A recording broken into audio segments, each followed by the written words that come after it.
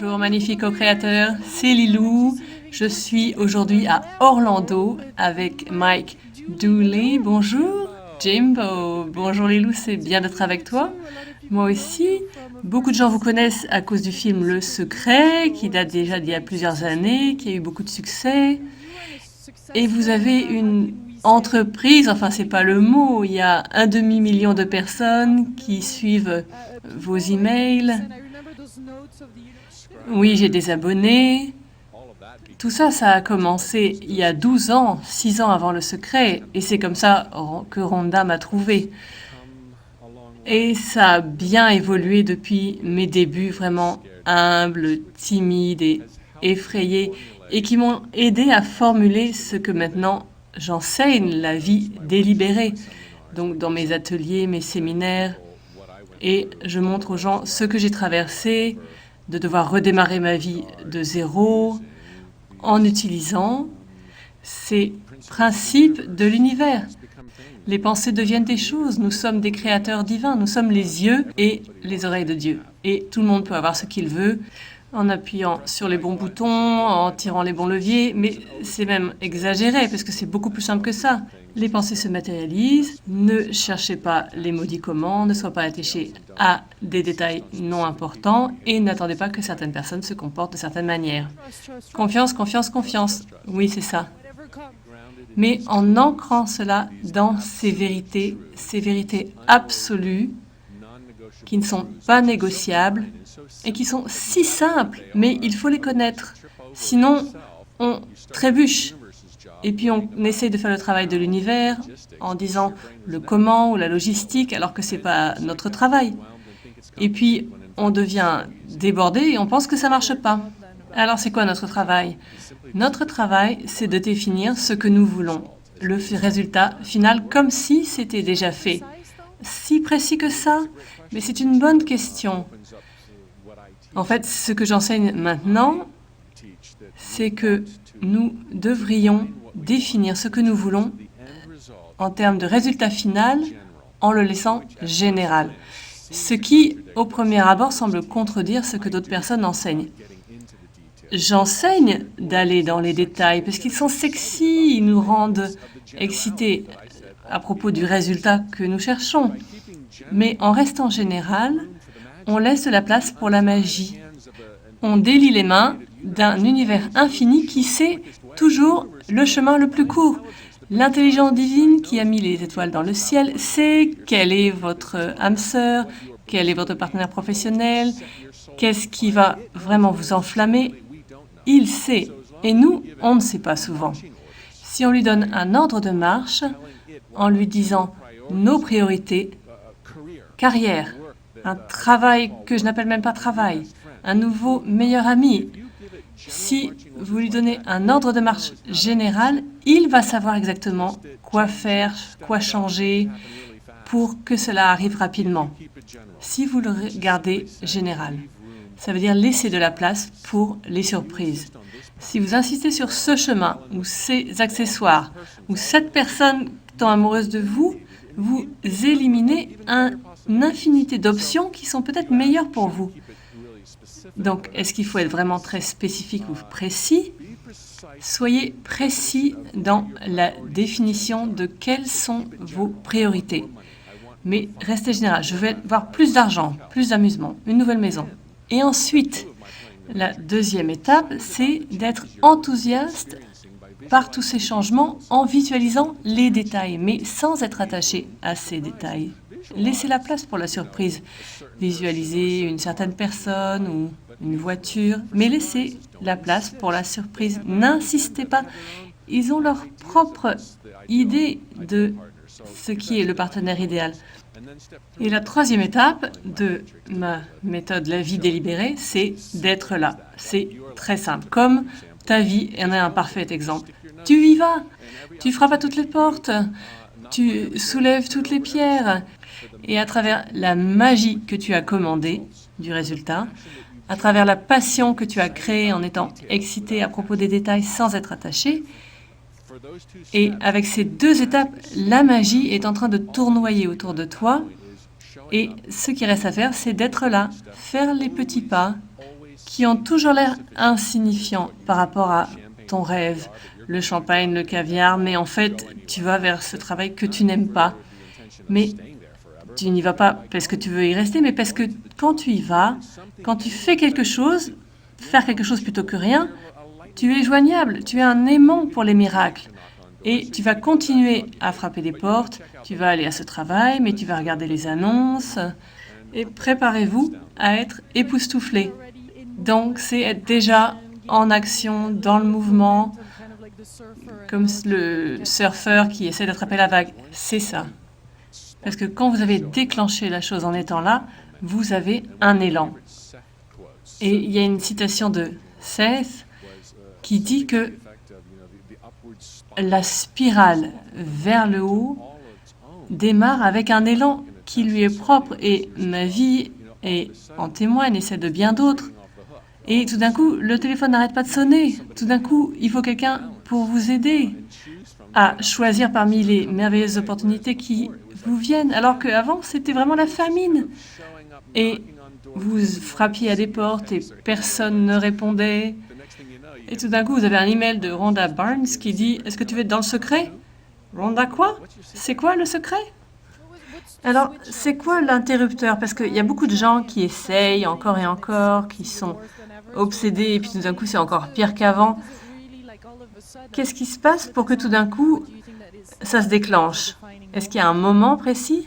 Eh bien, le moment crucial, en fait, il a peut-être déjà été traversé. On ne sait pas quand est-ce qu'on l'a traversé. Peut-être que votre spectateur, là, il a déjà traversé, mais il se sert de ses sens pour voir s'il se passe quelque chose. Et en fait, ça, c'est le péché original, c'est de se servir de ses sens pour interpréter ce qui se passe. Et on conclut, ça ne marche pas, ça marche pour tout le monde sauf moi, je dois me saboter.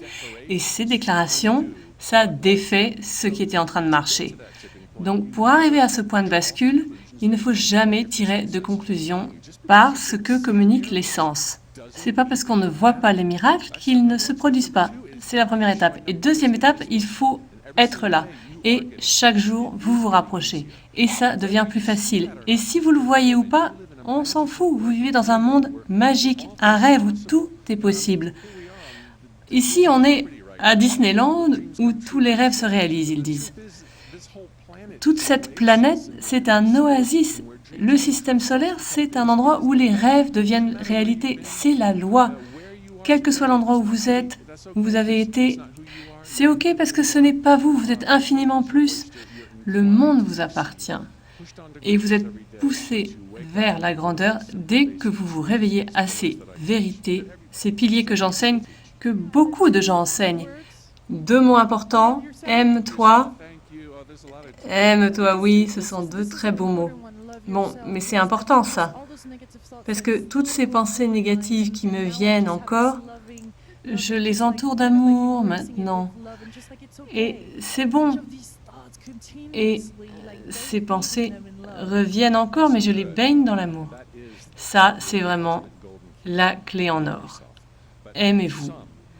Mais pour certains, et pour moi ça a été le cas, à certains moments, je disais, mais est-ce que vous ne pouvez pas me demander n'importe quoi, mais pas ça? Parce que j'aime pas mon poids, ou j'ai pas d'argent, je ne sais pas comment je me suis retrouvée là. Donc, le conseil de s'aimer, pour moi, à un moment, ça a été difficile. Alors là, je dis, ne mettez pas la barre si haut. Comprenez la vérité, vos pensées se matérialisent. Vous n'avez pas besoin de savoir d'où vous venez pour savoir où aller, pour avancer. Définissez ce que vous pensez, votre nouvelle vie. Votre travail, ce n'est pas de savoir comment y aller. C'est juste de le définir. C'est pour ça que les panneaux de visualisation sont importants. Donc, vous le définissez, vous le visualisez, vous êtes enthousiaste, je ne sais pas, dansez tout seul dans le noir. Et chaque jour, montrez-vous, faites des choses. Et si vous vous montrez vraiment régulièrement, des petites choses vont se passer que vous n'allez pas voir d'abord. La nouvelle personne va être attirée par vous, mais vous n'allez pas le voir. Mais ça ne veut pas dire que ça ne se produit pas. Et finalement, si vous continuez à vous manifester, et ça c'est vraiment une des plus grandes leçons que j'ai reçues, c'est continuer à se manifester, parce que vous n'êtes pas en train d'attendre que la casserole bout. vous avez quelque chose à faire qui vous distrait pendant que l'univers prépare les choses dans les coulisses. Et petit à petit, de manière invisible, tout d'un coup, vous vous retournez, vous regardez votre parcours et comment est-ce que je suis arrivé là? Moi, avec mes petits efforts, qu'est-ce que j'ai fait vraiment pour créer tout ça? Voilà, là, je commence mon 4e tour du monde, j'ai des amis sur tous les continents, vous avez des milliers d'amis sur Facebook. C'est génial. Et c'est comme si vous vous réveillez un jour et c'est arrivé. Mais jusqu'à ce jour-là, vous avez l'impression que vous êtes de l'autre côté du spectre et que rien n'arrive. Il y a quelque chose qui ne va pas, il faut que je comprenne ce que c'est avant d'avancer. Non, c'est des mensonges, on n'a rien besoin de comprendre. À part les pensées se matérialisent, il faut rester général, soyez excité par les détails et manifestez-vous. Et c'est tout ce qu'il faut savoir. Et après, il faut le vivre, il faut se manifester. Même s'il n'y a rien qui a l'air d'avancer, même si au bout d'un mois, il n'y a rien qui avance, il faut continuer à agir. Et toutes les histoires de succès, c'est des gens qui ont continué à agir. C'est une de vos citations à propos des acteurs ou des gens célèbres. Ils ont dû commencer leur voyage à un moment donné. Je ne me souviens plus de la citation exacte. En fait, tout ce que les gens célèbres, les auteurs, les athlètes, les acteurs ont en commun, c'est qu'à un moment, ils n'étaient rien de tout ça. Chacun, ils avaient tout ça en commun. À un moment, ils n'étaient personne. Il n'y avait pas d'exception. Ils n'étaient personne. Mais ils ont commencé. Ils ont commencé de rien, mais ils ont commencé. Et n'importe qui peut faire ça. On a besoin de rien d'autre. Nous avons la certification pour vivre la vie de nos rêves. Nous ne sommes pas ici pour survivre. On utilise nos 5 sens si on regarde le Discovery Channel.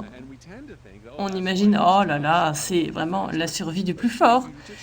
Mais si on fait une pause et qu'on réfléchit un peu, même en étant terriblement naïf en tant que civilisation, on a vraiment fait sauter le couvercle par rapport à la survie.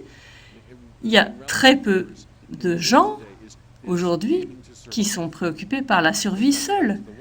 Bon, peut-être qu'ils sont acculés, mais on survit tous vraiment très bien. Regardez le commerce, l'Internet, la technologie, comment la spiritualité se développe. Sur tous les plans, on a vraiment fait sauter le couvercle. Et quand on comprend que ça, c'est dans notre ADN, qu'on est poussé à la grandeur, nous sommes Dieu rendu vivant, les yeux et les oreilles du divin, quand on réalise ça, et qu'on n'est pas ici pour être testé, jugé, puni, tout d'un coup, il y a cet optimisme qui vient, une euphorie. Vous regardez Le Secret, vous écoutez un conférencier et vous vous rappelez de qui vous êtes. Et rien ne peut vous arrêter. Mais on s'est rappelé au fait qu'il y a des catastrophes, que la Terre souffre, qu'il y a la guerre, il y a des problèmes en Afrique, il y a le problème de la facture à la fin du mois, il y a toutes ces choses qui nous arrivent dans la figure. Donc qu'est-ce que vous faites quand vous voyez ça? C'est attristant, même plus. Oui, c'est horrible, certaines des choses qui se passent dans le monde aujourd'hui, il n'y a pas de doute. Mais ce n'est pas très juste de ne pas voir aussi tout ce qui se passe d'extraordinaire. Bon, ici, on est évidemment assis dans le luxe, et il y a des tas de gens qui font la même chose autour de nous, et je ne nie pas qu'il y a des douleurs atroces dans tous les coins du monde. Et nous pouvons parler de ça et nous en occuper pour vraiment améliorer les choses. Mais en même temps, il y a des millions de vies qui sont vécues en ce moment, peut-être pas toutes dans l'opulence, mais il y a la joie, il y a le rire, il y a la famille, il y a la guérison. Et il y a des choses extraordinaires qui se produisent. Et ça serait dommage de ne pas remarquer tout ça. Oui, évidemment, on peut s'améliorer, aider la planète, être plus responsable financièrement dans nos institutions, dans notre système bancaire. On a vraiment beaucoup de problèmes, mais on a aussi beaucoup de force et beaucoup de choses pour nous. Donc, continuons à faire ce que nous pouvons, chacun individuellement, et petit à petit, collectivement, on va devenir plus sage et on va pouvoir vraiment utiliser notre pouvoir. Et là où on va, c'est vraiment extraordinaire. Regardez tout ce qui est possible maintenant. C'est peut-être pas encore le cas partout, mais il y a des choses quelquefois qui sont possibles et presque tout le monde a la tête dans le sable. Imaginez un peu ce qui va se passer quand tout le monde va sortir la tête du sable, quand on se soutiendra mutuellement, quand il y aura une vraie tolérance et on pourra autoriser les différentes opinions, quand les gens voudront être engagés au lieu de sentir qu'ils font ça par devoir. On ne peut pas encore imaginer combien ça va être génial quand on sera sorti de ces temps préhistoriques dans lesquels on est. Mais en même temps, c'est ça qui rend tout ce qui se passe possible. Et puis après, on sera invincible, si on veut. Et là, 2012, on est à la fin de 2012. Est-ce que ça vous inspire? Ça m'inspire. Qui n'a pas entendu parler des Nostradamus et de toutes ces prophéties rédigées par des gens qui nous ont légué beaucoup de sagesse? Je pense qu'ils parlaient du changement. Et nous savons que le changement est en train de se passer. Nous arrivons à la fin du calendrier Maya. Ça veut dire que c'est le début d'un nouveau calendrier, un nouvel âge, où nous allons nous réveiller. Et c'est vraiment l'époque la plus extraordinaire pour vivre dans la transition. C'est quoi l'excitation d'être né dans l'opulence? Il n'y a pas d'aventure. Et si on est né dans une époque où, dans une seule vie, on va pouvoir passer ce cap gigantesque où tout d'un coup la lumière s'allume et on prend conscience de son pouvoir et on peut s'en servir.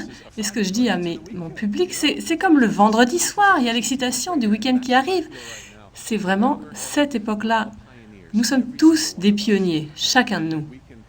Et puis, il y a des gens comme toi et moi qui essayons d'éclairer le chemin des autres, et vraiment, il n'y a rien de mieux que ça. Et quand on sera tous dans des maisons confortables, on aura suffisamment mangé, on va regarder en arrière et on va regarder l'époque du Far West. Et c'était tellement génial. Et notre plus grande fierté sera de savoir que nous avons gardé la foi, alors que c'était si facile de laisser tomber. On a continué à agir alors que les choses avaient l'air de ne pas avancer, alors que le monde ne nous rappelait absolument pas que nous avions des pouvoirs surnaturels et divins. Et ça, vraiment, ça va être... Oh, on veut revenir à l'époque du Far West. Vous devez vraiment être reconnaissant pour tout ce que vous avez traversé et pour le point où vous en êtes aujourd'hui. Vous devez vraiment remercier le ciel. Ça fait vraiment partie de l'ironie de la vie. J'en ai parlé une fois dans un de mes mails. Pour tous ceux qui veulent l'amour, qui veulent l'abondance, qui veulent la santé, pour tous ceux qui veulent tout ça, ça veut dire qu'à un moment, vous ne les aviez pas. Et c'est pendant ces moments-là que le rêve est né. Mais trop souvent, il surgit des plaintes. Ça marche pas, c'est pas ça, j'ai pas ce qu'il faut. La raison pour laquelle vous n'avez pas l'abondance, c'est que pour que vous puissiez aller la saisir, pour que vous puissiez vous montrer à vous-même et aux autres que c'est faisable. Donc le système est vraiment parfait et tous les manques dans votre vie ne montrent pas que le système est cassé, mais ce sont des opportunités pour que vous alliez là où vous n'êtes jamais allé. Je me souviens avec beaucoup de tendresse de ce petit Mike qui écrivait des mails de l'univers à 36 personnes. Et j'étais là, mais qu'est-ce que je fais? Je travaillais à Pricewaterhouse. Et maintenant, je suis en train de recommencer à zéro, mais je ne sais même pas ce que je commence. Mais je me suis manifestée. J'avais les panneaux de visualisation. Je rêvais. Et c'est tout ce dont la vie a besoin pour raccorder les points entre eux. Merci, Mike. C'était génial d'être avec toi. Moi aussi, j'espère qu'on pourra refaire ça. Tu habites à Orlando? Oui. Magnifique. Merci beaucoup. Beaucoup de bénédictions sur toi. Merci pour ton inspiration. Thank you. Merci beaucoup. Merci, mes délicieux co-créateurs. Plein de bisous. Much love Beaucoup from d'amour Orlando, d'Orlando. Florida. Bye bye. Au revoir.